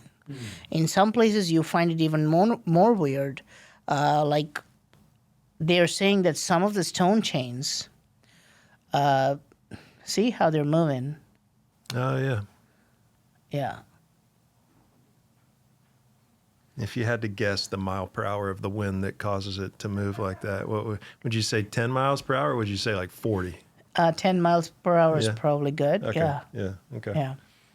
All right. It's interesting because they must weigh, probably 60 pounds or something. Maybe, but I think it's just because they've carved it, right? So if I take a giant block of granite and kind of made it into a ball, it would just literally roll because of the shape. Same thing with the chain, Yeah, it is made of stone, but they've literally made it into a chain, so the air goes in and around it, and it the center of gravity, even with the slight nudge of the wind, the center of gravity is altered, so it starts moving, right? Yeah, the weight doesn't really factor in. Yeah. But, well, that's cool. That's cool. What else at this place? Anything else at this site? Oh, yeah. There's one place called the Krishna's Butterball. We're taking them to this place. And the entire... if you Google Krishna's Butterball, Ryan, you'll find a very strange stone. Again, Mamallapuram is not just... India is not just about the temples. Like, it's not about just the carvings and statues. You'll have, like, weird things like that. Wow. It's standing almost on, like, a 1 or 2 feet base. This is called Lord Krishna's Butterball, and they've once upon a time they put like more than a dozen elephants to push it off the slope because they couldn't do it. Really? Yeah. And right next to it, you can see carvings of what looks like a rocket ship. You can see giant like drilling technology. What? Serious? Yeah, man. Where Just are those? Ryan, you got to find these, man.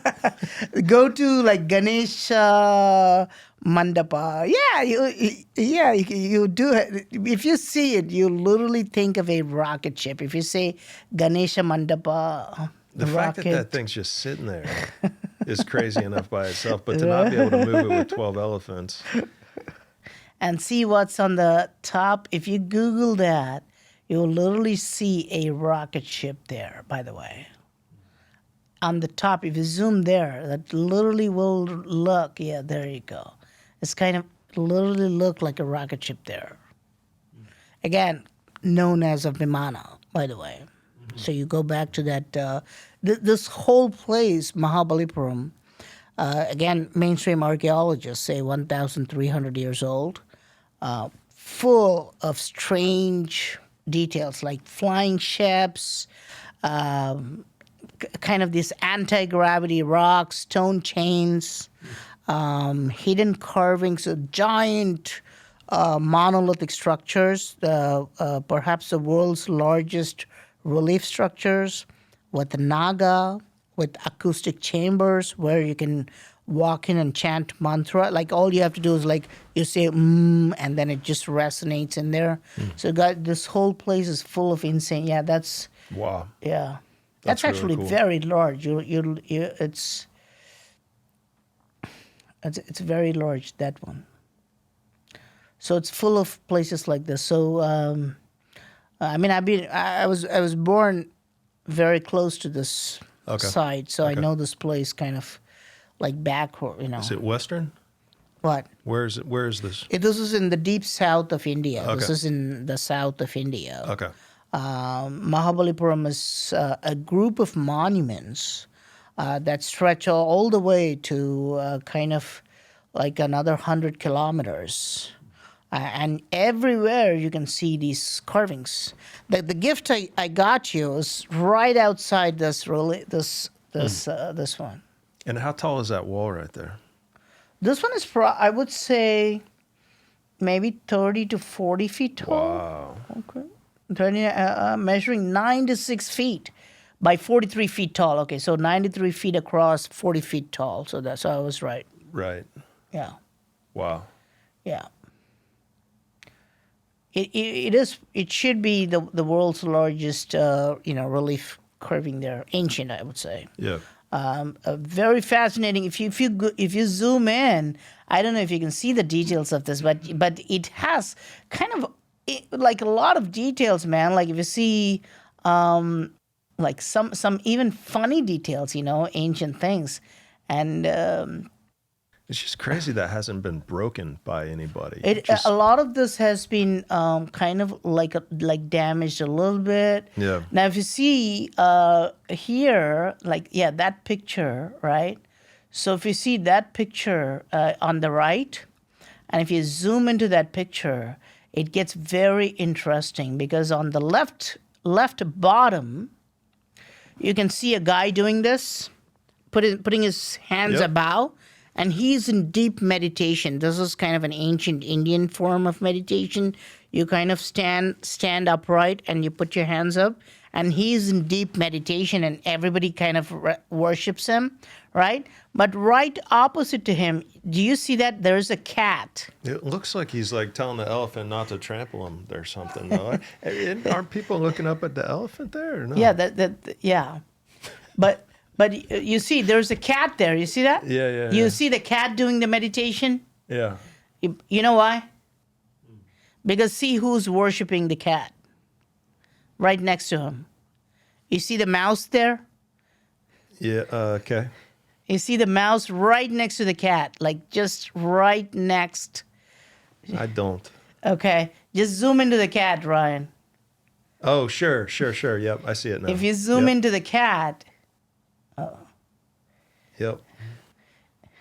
You can see that all the mouths is worshiping him, and he's just he's going to eat them.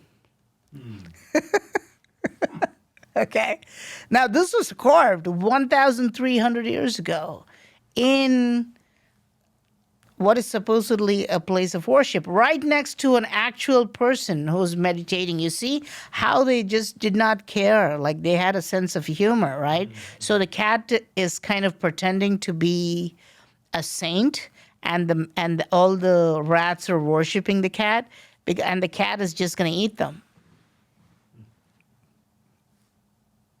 It's pretty cool. Yeah. It's pretty cool. And like you can see at the bottom, right, between the cat and the humans on this side, you can see a cobra that's coming out of the ground, right? That is clearly a snake. That is a cobra coming out of, the underground, right?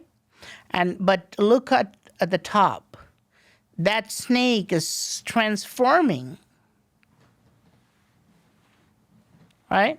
And this is the whole idea of the Naga theory. You see, that's a half female, humanoid female. Okay. With the half, and on top you will see a half man. If you go to the very top, yeah, there you go. So do you feel like that this age is correct that they have on this? No. No. Okay. So how old No. do you feel like it is? I would say it's easy 5,000 years old, but it's probably even 12,000. Dry ass time period. Okay. Gotcha. It's just a lot of the features on some of it just seem like sharp and point. For me, it feels like if this was 12,000 years old, it would be more beat up in cases. You'd feel like the age and the weathering on some of the stuff. Like it just seems like some of them has not very dull features, pretty sharp features. Okay. Well, yeah. This is a very good question there. That's a very solid question. Now, what really happened with the archaeology department, especially before India got its independence, was that a lot of this was kind of retouched and renovated by British archaeologists. Okay. Whenever they found it, like there was like a little bit of like broken parts, or if they were like fading away, they retouched it to make it look better. So, and this is the real problem. I mean, they still do it now, but they kind of make a mark saying that this is a new addition. But the older structures never had this. The archaeologists would literally kind of recreate some of the features. If they feel like some of the things are fading away, like the elephant's ear. That elephant's ear is it's almost like brand new. It was probably retouched like 50 years ago or something like that. Okay, so they would kind of retouch it, and they do a process called the locals call it acid washing. They put chemicals on top of them to remove all the moss and lichen and all kind of erosion and things like that. So they wash this monument every 6 months with some chemicals there. And what about this specific one makes you feel like it's older? Just from what I've heard. Now, I traditionally don't subscribe to the mainstream numbers, because I understand kind of the history itself, right? So if you look at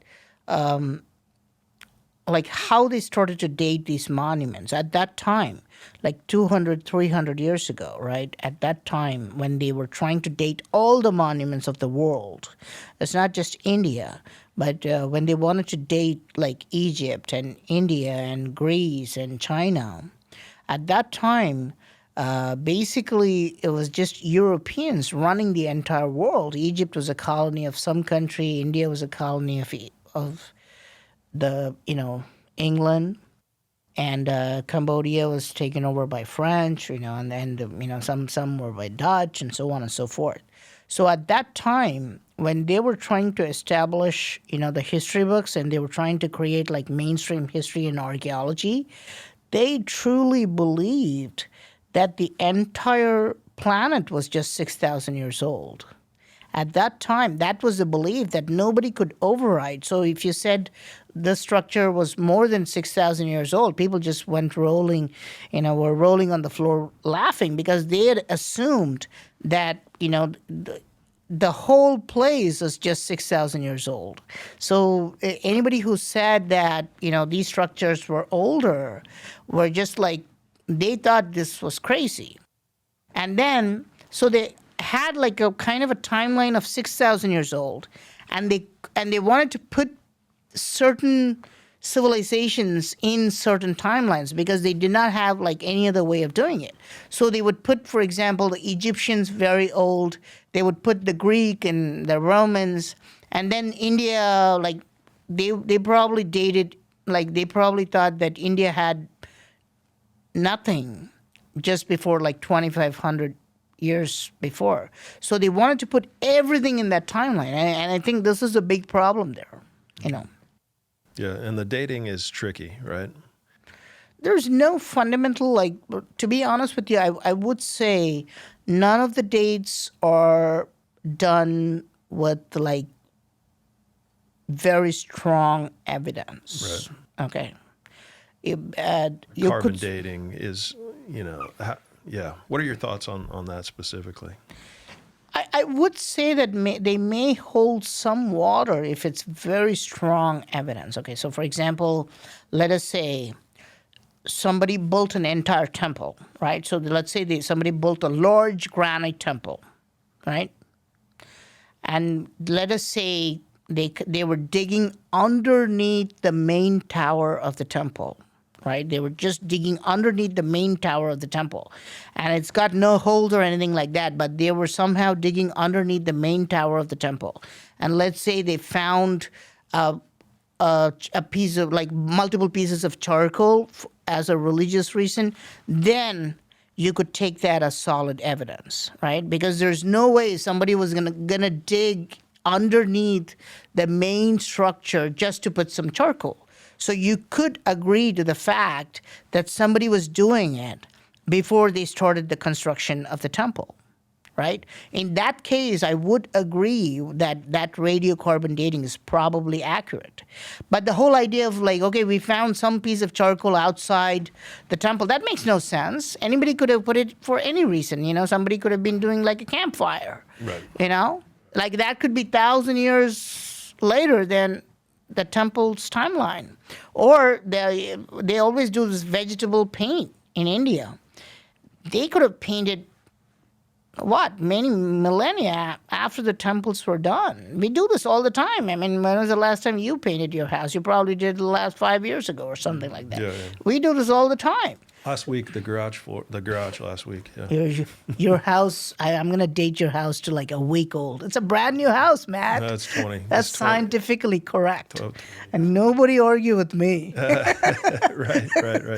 Right? Yep. But yeah, so case by case, things differ. Sometimes it may be true if it is a strong evidence, if you have real carbon dating in like the core of the temple, it may be accurate. But for the most part, people just find some random.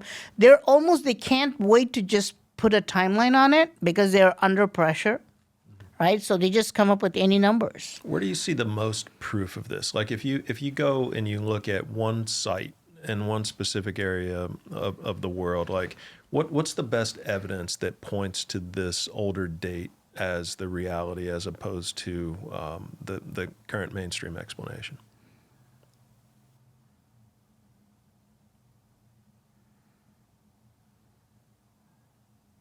I would say maybe Angkor Wat. Yeah. I would say Angkor Wat Temple. I would say, mainstream archaeologists say it's about 900 years old. But when you go in there, you'll find details that don't kind of add up. One of the details you do see in the Cambodian temples is that you will see an elephant with 4 tusks. Okay. But initially I thought it was just a sculptor's mistake, to be honest with you, because Angkor Wat is the largest temple in the world, and you can see that they're carving. They have lots of carvings that literally stretch for like almost half a mile, and you can see an elephant with four tusks. And I thought the sculptor made a mistake, but you can see it in other places too.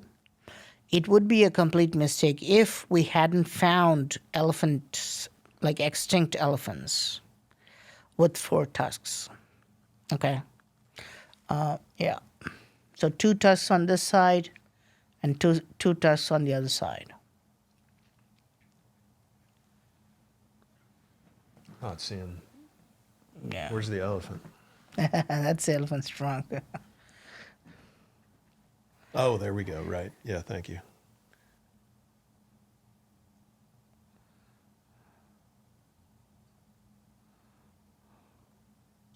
When did those go extinct?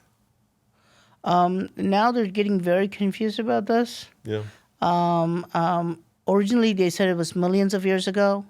Now they're saying that these elephants were found even 65,000 years ago. But still, nothing like it's like 900 years ago or 2,000 years ago or something like that. Again, you can see these carvings again repeated over and over.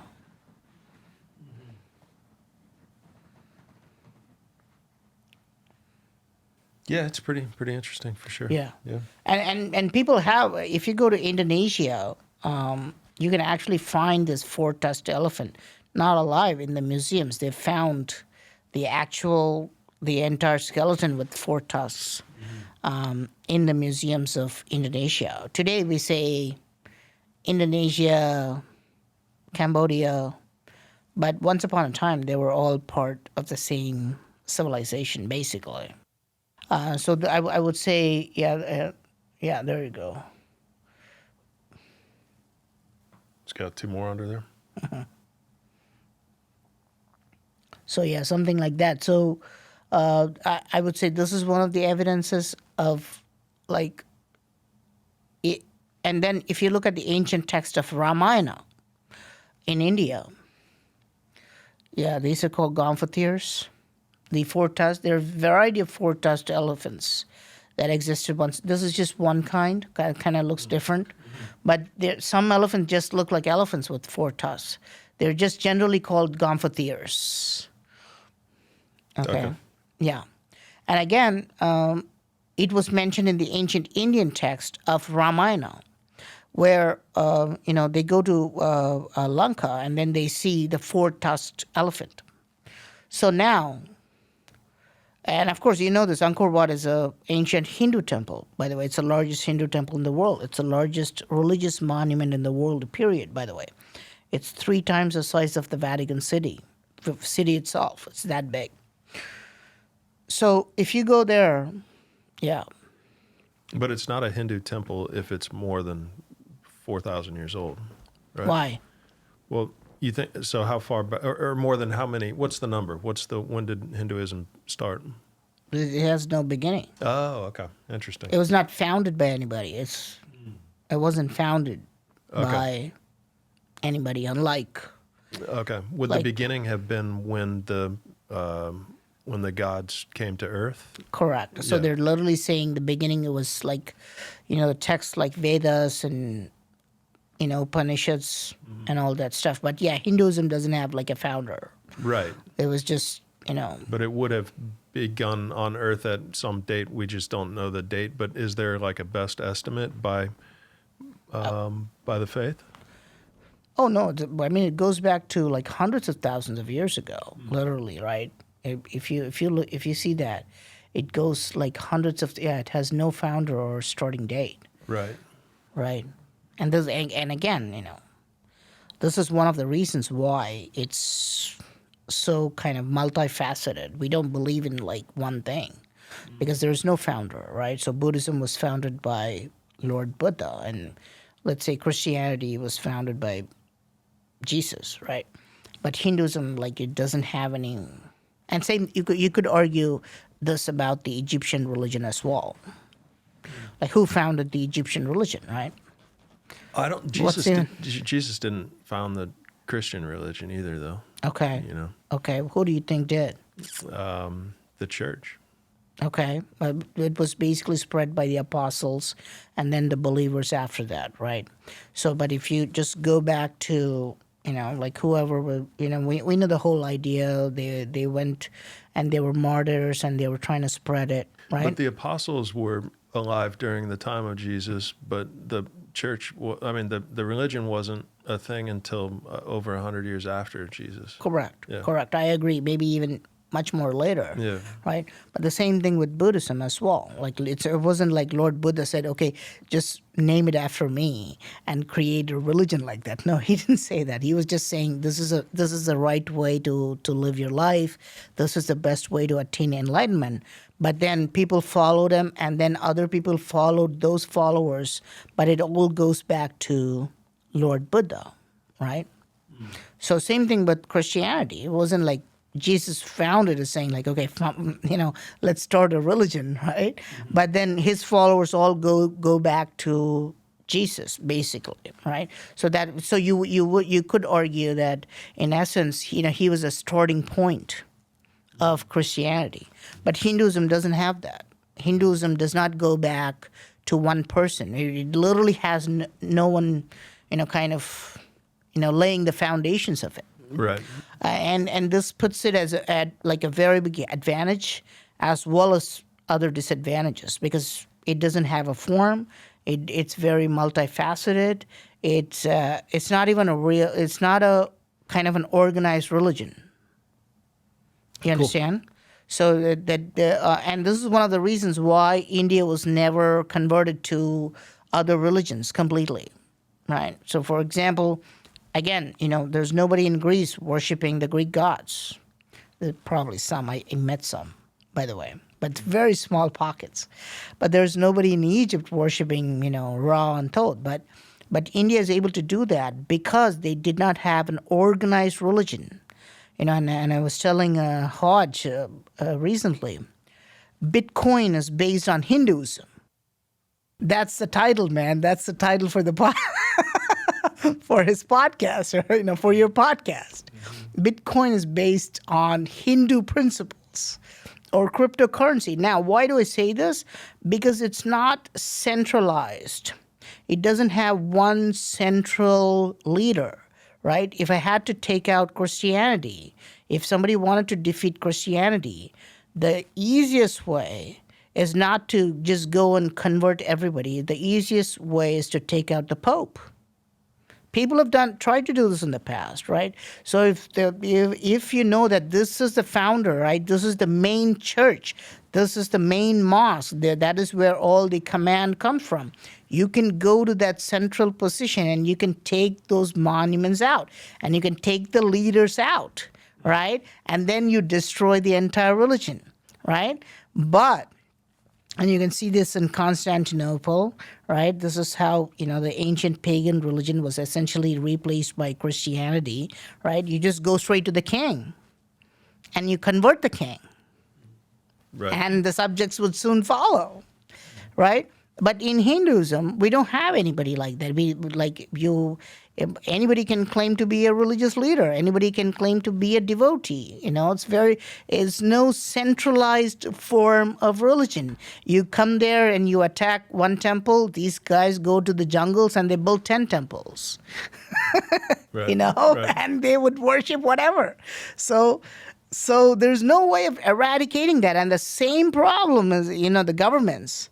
Now they're forced to accept cryptocurrency, right? Like they're forced to accept Bitcoin because initially they were trying to just suppress that technology, right? But it has no central, like if it was just coming from one bank or one country, they could go and destroy it, right? But it's a very decentralized thing that I could do that transaction, you could do it, right? So there's no way to get rid of it. Even if they did, people would just run it from the underground.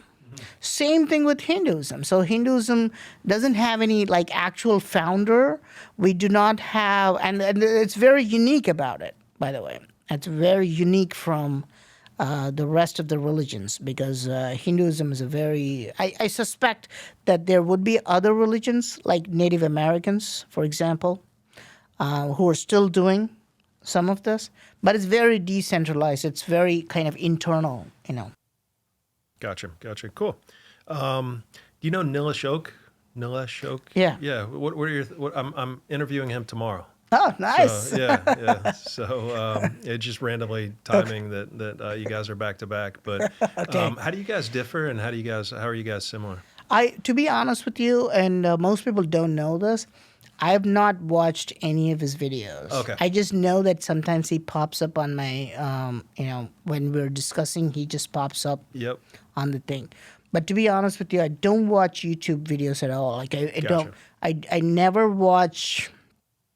I'm not on social media unless I have to go there and I'm actually kind of mining for some information. If I'm literally trying to find some information, I would go on social media and I would look. But I've never. I mean, no disrespect to him. Obviously, I'm Yeah. sure he's a great guy. Yeah.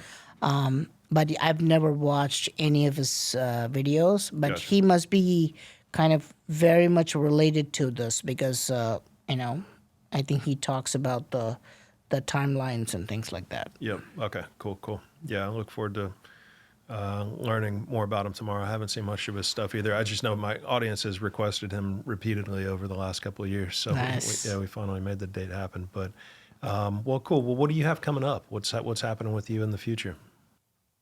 We're doing a lot of work. This has been the busiest year ever for me. Last year, I thought that was the busiest year, but 2026 is very busy because we started doing tours. Right. We're doing a tour in India, September. I'm thinking this is the first tour in India, and I'm thinking it's gonna be amazing.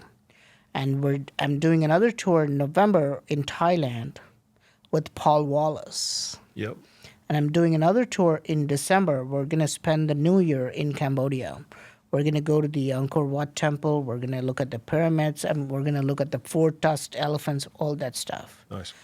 So this year is packed with lots of tours. I have conferences. I have one conference in the UK. You know this. I just came from an England tour where I was in the Stonehenge and all those places. So we're doing lots of tours this year, and I think next year as well, because we notice that people want to come to these temples and look and touch, and just see the carvings and the structures like in person, right? So like so far you're watching them on YouTube or Instagram or Facebook, but it's kind of like you're looking at like a nice juicy burger, and it's just been kind of drooling at it. It's just one thing to just look at it like on a screen, but it's another thing to take a bite of that juicy burger. So there's a lot of people like that, and I'm very much engrossed in the ancient temple research. I really love the ancient temples. So I did not want to kind of be very sociable and do the tours. But lots of people have repeatedly said, no, this is not a good idea. You have to take people there and show them, they can touch the carvings. They can literally feel, the temples and the carvings. It's an amazing experience. And what I noticed, to my surprise, is that when we did this podcast almost like a year and a half ago or 2 years ago, I was not doing tours. I was not doing tours at all. I would go to the temples by myself and with my team, and we document the carvings. What I noticed was I need to do these tours to help people. The people, literally, it was like therapy for them. The people would come with like some form of depression, some form of like physical ailment, they needed some kind of cleansing, and the temples literally heal them. And I find this very fascinating because they don't they it's not why they come, right? They're just coming there. But after 3 or 4 days of like visiting temples every day, they become kind of like a changed person, which is amazing. You can literally see that they're no longer depressed. They're becoming very chatty. The person who was very introverted is now very chatty. The person who couldn't climb up like a a flight of stairs for the first 2 days is now climbing the entire pyramid, no problem. And they become very happy and blissful. So the temples do have some healing qualities to them, and it really touched me because I think it's kind of a great thing to do, to take these people to ancient temples. Yeah, that's cool. So that's kind of your focus then for the immediate future. I mean, the podcast circuit is one thing, but to really connect with people out there and to have that experience with them and to show them these places in person is more meaningful anyway. So that's awesome that you're focusing on that. That's cool. Well, good. So anything else that you were interested in chatting about today while you were in town? Was there anything else that was big on your list? Anything exciting or mystifying or intriguing or anything else that we didn't cover yet that the audience might want to know about? I think we covered everything. I think Good. we did good. Good. All right. Well, excellent. Well, Praveen, it's always great to chat with you, man. I love the vibe that you bring always with you. You're always positive, upbeat, happy, smiling. Whether you're talking to me, and we've had several conversations now over the last 3 years, or when I see you interacting with other people, it's always a positive, upbeat spirit. And so the way that your work's really cool, and the sites that you go out and you check out are super cool anyway, but the way that you kind of carry yourself and go about your work is meaningful and impactful, because there's you don't have to choose to be positive, uplifting, and so it's good that you're doing what you do, and it's good that you're doing it how you do it. And so just keep up the great work. Your channel is obviously very successful, well over 2 million subscribers now, and growing. And so wish you all the best and hope to reconnect with you again in the future. Thank you for having me, man. It's always a pleasure to see you, man. Yep. Awesome. Very good. We'll wrap with that.